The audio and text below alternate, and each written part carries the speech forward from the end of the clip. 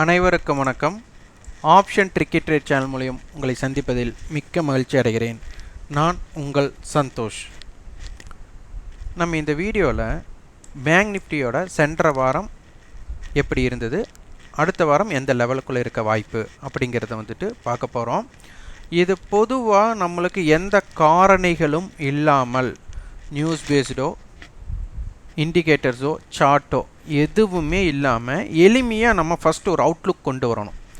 அப்போ சந்தையை நம்ம அதனுடைய தன்மை, லெவல், ரேஞ்ச், அதைத்தான் நம்ம சொல்கிறோம். ரேஞ்ச் அப்படிங்கிறது தான் ஹையுக்கும் லோவுக்கும் உள்ள வித்தியாசம். அதுதான் ரேஞ்ச். நீங்கள் ஸ்விங் ட்ரேட் அப்படின்ட்டு ஒரு பெயர் வைத்து அதற்கு ஒரு காரணமாக பேசுகிறோம்.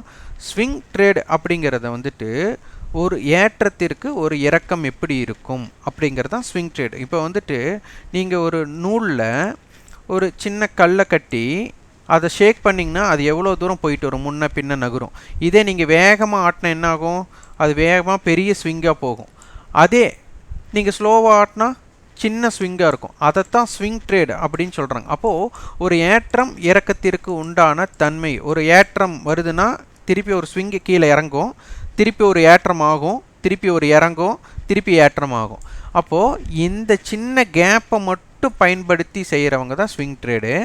இதில் யாராச்சும் நிலை தடுமாறி விட்டால் அவங்களை கட்டுப்படுத்தும் தன்மை அவங்க கிட்ட இல்லை அப்படின்னா இந்த இடத்துல செல் அடிப்பாங்க, திருப்பி இறங்கும். இந்த லாபத்தை உறுதி செய்யாமல் இட்டாங்கன்னா திருப்பி மேலே போகும். அப்போ அந்த இடத்துல நட்டம் ஏற்பட ஆரம்பிக்கும், திருப்பி மேலே போகும், திருப்பி ஆவரேஜ் செல் அடிப்பாங்க, கீழே இறங்கும். ரெண்டுக்குமே லாபம் நஷ்டம் இருக்காது. அந்த இடத்துல வெளியேறலாமான்னு யோசிக்கிறதுக்குள்ள மேலே போயிடும். அப்போது இந்த மாதிரி சூழ்நிலையில் நம்ம வியாபாரம் செய்தால் நம்மளுக்கு என்ன நடக்குது அப்படிங்கிறது. அப்போது முதல் அடிப்படை விஷயத்தை நம்ம கற்றுக்கொண்டோம்னா அந்த இடத்துல நிகழ்ந்தால் நிகழாவிட்டால் எது வேணாலும் நடைபெறலாம். ஏன்னா சந்தையை பொறுத்தவரை எது வேணாலும் நடைபெறலாம். ஏன்னா நிறைய பேர்த்தோட மூளைகள், அவர்களோட அறிவு, அவர்களுடைய பயன்பாடு இங்கே இருக்க போகுது. அவர்களோட முடிவெடுக்கும் திறன் இதில் இருக்குது. அப்போது ஊரோட ஒன்றி போகணும் அப்படின்னு சொல்லுவாங்க. அதுபோல் சந்தையின் ஓட்டத்திற்கு தகுந்த மாதிரி அதனுடன் சேர்ந்து நம்ம பயணிக்கணும். அந்த வகையில் நம்ம எப்படி இருக்கணும் அப்படிங்கிறது தான் ரொம்ப முக்கியம். அதனை பற்றி தான் பார்க்க போகிறோம். இப்போ சென்ற வாரம் அப்படின்னு பார்த்தீங்கன்னா 30ஆம் தேதி வாரத்தின் ஆரம்ப நாள் 35,958. அதுதான் வாரத்தின் துவக்கம். நம்மளுக்கு வாரத்தின் துவக்கத்திற்கு மேல் அப்படின்னு பார்த்தா 36,083. அது திங்கட்கிழமை என்ன ஆரம்பமானதோ அன்றைய தினம் என்ன ஹையோ அதற்கு மேல் அந்த வாரத்தில் மேலே போகலை. அப்போ இது எடுத்துக்கிட்டால் நம்மளுக்கு கிட்டத்தட்ட 125 புள்ளி தான். அப்போ ஓப்பனுக்கு மேலே 125 புள்ளிங்கூட கடக்கக்கூடிய சக்தி ஒருத்தருக்கு இல்லைங்கும்போது அதற்கப்புறம் பயணம் எங்கே இருக்கணும்? அப்போது ஒரு வாரத்தோட பயணம் நம்மளுக்கு ஒரு 1000 புள்ளிகளில் இருந்து ஒரு 1500 புள்ளிகள் இருக்கணும் அப்படிங்கிறது நம்மளுக்கு தெரியும். அப்போது திங்கட்கிழமை ஓப்பன்லேருந்து ஒருத்தருக்கு 125 புள்ளி தான் ஏறுமுகம்னா மீதி 1000 வச்சுக்கோங்க, இல்லை 500 வேணாலும் வச்சுக்கோங்க, எவ்வளோ வேணாலும் ரேஞ்ச் நீங்களே உங்களுக்கு மனசுக்குள்ளே வச்சுக்கோங்க. அப்போ 125 புள்ளிகள் அப்படி மேலேனா அப்போ கீழே 500 புள்ளிகள் எடுத்துட்டிங்கன்னா 375 புள்ளிகள் கீழே. 1000 புள்ளிகளாக இருந்துட்டால் 875 புள்ளிகள் உங்களுக்கு கீழே வந்திருக்கும். இது 2000 புள்ளிகள் நீங்கள் வச்சுருந்தீங்கன்னா 1875 புள்ளிகள்னு உங்களுக்கு தெரியும். அப்போ ரேஞ்ச் நீங்களாக ஒன்று செட் பண்ணி வச்சுட்டு அதற்கு தகுந்த மாதிரி மூமெண்ட்டு அது எப்படி நாங்களாக வச்சுக்கலாமா, 1000 வச்சுக்கலாமா, 2000 வச்சுக்கலாமான்னா நீங்கள் முதல் குறைந்தபட்சமாக எப்போவுமே வச்சுக்கோங்க. ஏன் அகலம் கொண்டு போகிறீங்க, ரொம்ப பெரியது கொண்டு போகிறீங்க? அப்போது முதல் லெவலை கரெக்ட் பண்ணி வச்சுக்கோங்க. அப்போ வாரத்துக்கு 1000 புள்ளிகள் அப்படிங்கிறது ஒரு மினிமம். இது எப்போ தெரியும்னா ஒரு பேக் டெஸ்ட் பல ஹிஸ்ட்ரியில் போய் நீங்கள் ஒரு 50 வாரத்துக்கு பாருங்கள். அப்போ ஒவ்வொரு வாரமும் குறைந்தபட்சம் எவ்வளவு தூரம் இருந்திருக்கு, அதிக வர்த்தகம் அமைஞ்சிருக்கு அப்படின்னு பார்த்துட்டா அந்த குறுகிய இடம் போது நம்மளுக்கு பெரிய இடம் வேண்டாம். ஆனால் ஆப்ஷன் பையராக இருக்கிறவங்களுக்கு எப்போ லாபம் அப்படின்னா ரேஞ்ச் பெரிதாக இருக்கணும். ஹையுக்கும் லோவுக்கும் உள்ள ரேஞ்ச் பெரிதாக இருந்தால் தான். ஏன்னா நிறைய பேர் ஓடிஎம் ஆப்ஷன்ஸை வர்த்தகம் பண்ணணும்னு நினைக்கும் போது ஓடிஎம் ஆப்ஷன்ஸ் குறைந்த லெவலில் இருந்து அதிக லெவலுக்கு போகும். அப்போ அது எப்போ ஏற்படும்? அப்போ ரேஞ்ச் பெருசாக இருந்தால் தான். அப்போ ரேஞ்ச் சுருக்கமாக இருந்தால் என்ன ஆகும்? ஐடிஎம் ஆப்ஷன்ஸே குறைஞ்சு அதற்கு தகுந்த மாதிரி ஒரு வரும்போது தான் அதனை பயன்படுத்த முடியும்.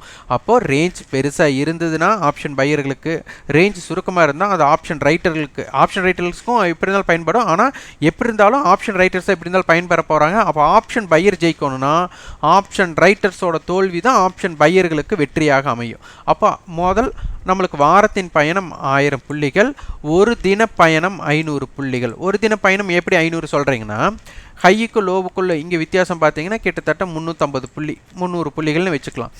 அடுத்த நாள் பார்த்தீங்கன்னா ஹைக்கு லோவுக்குள்ள வித்தியாசம் நம்மளுக்கு கிட்டத்தட்ட 500 புள்ளிகள். அதற்கு அடுத்த நாள் பார்த்தீங்கன்னா 500 புள்ளிகள்.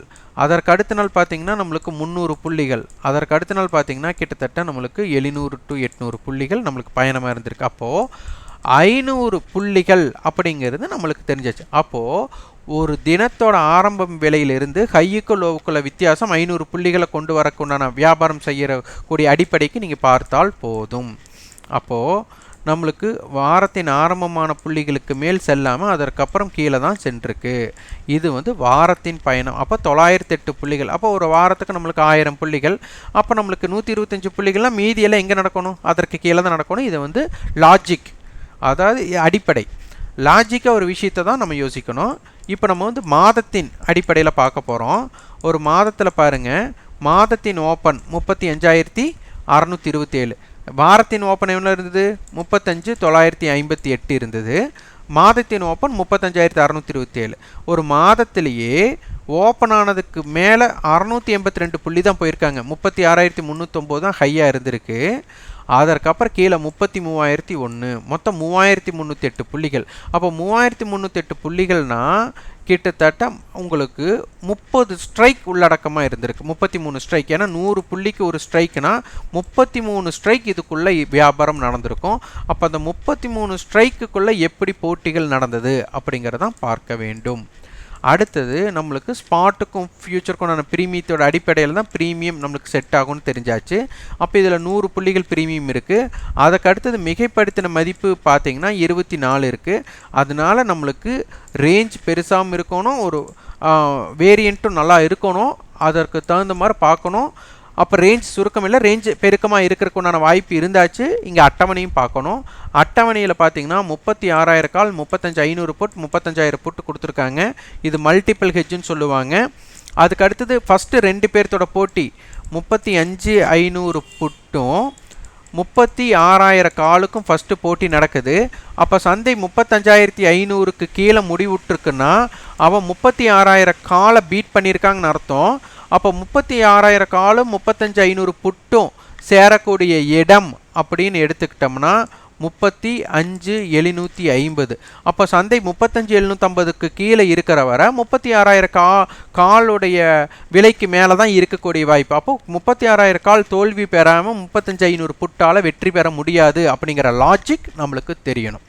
அடுத்து 35,000 புட்டுக்கும் 36,000 காலுக்கும் ஒரு போட்டி நடைபெறும். இவங்களோட நடுநிலை எங்கே அப்படின்னா 35,500. அப்போ 35,000 புட் 36,000 காலோடைய விலைக்கு மேலே தான் இருக்கும். அப்போ இங்கே பாருங்கள், 36,000 காலோட விலை 165 ரூபா, 35,500 புட்டோட விலை 290. அப்போ என்ன அர்த்தம்? அப்போ மார்க்கெட் 35,500க்கு கீழே தான் இருக்குது அப்படிங்கிறது இங்கே தெரிஞ்சுக்கலாம். நீங்கள் 35,275 மார்க்கெட் இருக்குன்னு பார்க்கவே வேண்டாம். 36,000 காலுடைய விலைக்கு கீழ் ஆர் மேல். அப்போ 35,000 புட் 36,000 காலோட விலைக்கு மேலே இருந்தால் மார்க்கெட் 35,500க்கு கீழே இருக்குன்னு அர்த்தம். இதே 36,000 கால் 35,000 புட்டோட விலைக்கு மேலே இருந்தால் மார்க்கெட் 35,500க்கு மேலே இருக்குன்னு தான் அர்த்தம். அப்போ லாஜிக்காக பார்த்தீங்கன்னா 35,500 இருக்கும்போது காலும் புட்டும் 35,500 காலும் புட்டும் சமநிலை ஆகணும். அப்போ அதற்கு மேல் யார் வெற்றி பெறாங்க அப்படிங்கிறது தான் ரொம்ப முக்கியம். அப்போ அந்த இடத்துல நம்ம வியாபாரம் எப்படி செய்யணும் அப்படிங்கிறது தான் பார்க்க வேண்டும். அப்போ மிகைப்படுத்தின மதிப்பு நம்மளுக்கு கொஞ்சம், அதாவது டைம் வேல்யூ படி பார்க்கும்போது ஸ்பாட்டுக்கும் ஃபியூச்சருக்கு அடிப்படையில் கால் ஆப்ஷன் அதிகமாக இருக்குது. மிகைப்படுத்தின மதிப்பில் இவங்க 2 பேருமே சமமான மிகைப்படுத்தின மதிப்பாக இருக்குது. அதனால் சந்தையோட ஓட்டம் ஜாஸ்தியாக இருக்கக்கூடிய வாய்ப்பு இருக்கும். இப்போ ஸ்ட்ராடல் பண்ணுறவங்களுக்கு பாருங்கள், 35,300 அப்படிங்கிற புட் ஆப்ஷன், 35,300 புட் ஆப்ஷன் படி கால் ஆப்ஷன் படி. அப்போ 35,300 கால் படி மார்க்கெட் 35,734 தாண்டாது. 35,300 புட் ஆப்ஷன் படி மார்க்கெட் 34,882க்கு கீழே போகாது.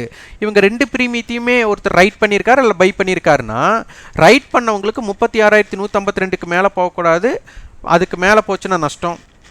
பை பண்ணவங்களுக்கு 36,152க்கு மேலே போனதான் லாபம், அதற்கு கீழே நஷ்டம். அதே மாதிரி புட் ஆப்ஷன் கீழே சைடு பார்த்தீங்கன்னா 34,448க்கு கீழே போச்சுன்னா ரைட் பண்ணவங்களுக்கு லாஸ் வரும், பை பண்ணவங்களுக்கு அது கீழே போனால் தான் ப்ராஃபிட் வரும். அப்போது ஒருத்தரோட பயம், அந்த பயத்தினால என்ன உருவாகுது அப்படிங்கிறது தான் ரொம்ப முக்கியம். அப்போது இங்கே ரெசிஸ்டன்ஸ் பாருங்கள் 35,600, 35,840, 36,165. Support level 35,155, 34,989, 34,710. அப்போ சந்தை ஒருமுக பயணம் அமையணும், மேல் நோக்கி ஒருமுக பயணம் அமையணும்னா கால் ரைட்டர்ஸ் எல்லாம் பயப்படணும். மார்க்கெட் ஒருமுகமாக கீழே இறங்கணும்னா புட் ரைட்டர்ஸ் பயப்படணும். இவங்க ரெண்டு பேருமே பயப்படலை, கால் ரைட்டர்ஸும் பயப்படலை, புட் ரைட்டர்ஸும் பயப்படலைன்னா சந்தை வால்டைல் இருக்க போகுது. இதுதான் லாஜிக். அப்போ இவங்க பயந்தாங்களா இல்லையா அப்படின்னு கண்டுபிடிக்கிறதுக்கு ஒவ்வொரு ஸ்ட்ரைக் ப்ரைஸோட பலம் பலவீனம் தெரியணும். அது வாரத்தோட பிரேக் அவுட்ஸ் எப்படி இருக்குது, தினத்தோறும் பிரேக் அவுட்ஸ் எப்படி இருக்குது, அதே மாதிரி ஏடிஎம் பிரேக் அவுட்ஸ் எப்படி இருக்குது அப்படிங்கிறதெல்லாம் பார்த்து அதற்கு தகுந்த மாதிரி வியாபாரம் செய்ய முடியும். ஒன்றும் இதற்குண்டான கட்டண பயிற்சி நம்ம கொடுத்துட்ருக்குறோம். 9842610908 என்ற வாட்ஸ்அப் எனக்கு தொடர்பு கூட அதன் விவரத்தையும் உங்கள் விருப்பத்தை பதிவு செய்து கொள்ளுங்க. டிஸ்கிரிப்ஷனில் இதனோட கான்டாக்ட் நம்பர் கொடுத்துருக்கிறேன். அதே மாதிரி நீங்கள் ஆப்ஷன் ட்ரிக்கெட் ட்ரேட் சேனலுக்கு சப்போர்ட் பண்ணிச்சிங்கன்னா எங்களோட ரெஃபரல் அலைஸ்பிள் நிறுவனம் ஜிபிள் நிறுவனத்தின் மூலிமா demat and trading account open பண்ணிக்கலாம். இதுவரை பார்த்தீங்கன்னா தேங்க்ஸ் பட்டன் நம்மளுக்கு எனேபிள் பண்ணுறதுக்குண்டான வாய்ப்பு இருந்தும் நம்ம எனேபிள் பண்ணாமல் இருந்தோம். நிறைய பேர் வந்துட்டு கேட்டுக்கொண்டது இருக்கேனங்க, அதை நம்ம எனேபிள் பண்ணியிருக்கிறோம். அதனால் உங்களுக்கு உண்டான வாய்ப்பு எவ்வளோ ஆப்ஷன் ட்ரிக்கெட் ட்ரேட் சேனலுக்கு சப்போர்ட் பண்ணணும்னு நினைக்கிறீங்களோ அதை வாய்ப்பை நீங்கள் ஏற்படுத்திக்கலாம். இது நிறைய பேர் கேட்டது கொண்டது இருக்குதுங்க. அதே மாதிரி ஜாயின் பட்டனும் எனேபிள் பண்ணாமல் வச்சுருக்கிறோம். மெம்பர்ஷிப் க்ரியேட் பண்ணாமல் தான் இருந்தது. அந்த மெம்பர்ஷிப் நம்ம க்ரியேட் பண்ணோன்னா என்னவெல்லாம் தேவை உங்களுக்கு இருக்குது அப்படிங்கிறதையும் நீங்கள் கமெண்ட் பாக்ஸில் பதிவு பண்ணுங்கள். அந்த மெம்பர்ஷிப்பை க்ரியேட் பண்ணுறதுக்கு பார்க்கலாம். ஆனால் இது நிறைய பேர் கேட்டுக்கொண்டது இருக்கு எனக்கு தான் நம்ம இது ரெண்டுமே நம்ம பண்ணுறதுக்கு முயற்சி பண்ணுறோம். அதனால் உங்களுடைய பதிவுகள், உங்களோட ஆலோசனைகளை பதிவு செய்யுங்க. இந்த வீடியோ உங்களுக்கு பயனுள்ளதாக இருந்ததுன்னா லைக் பண்ணுங்கள், ஷேர் பண்ணுங்கள், சப்ஸ்கிரைப் பண்ணுங்கள். கண்டிப்பாக உங்களோட ஃபீட்பேக்கை கமெண்ட் பாக்ஸில் பதிவு பண்ணுங்கள். நன்றி, வணக்கம்.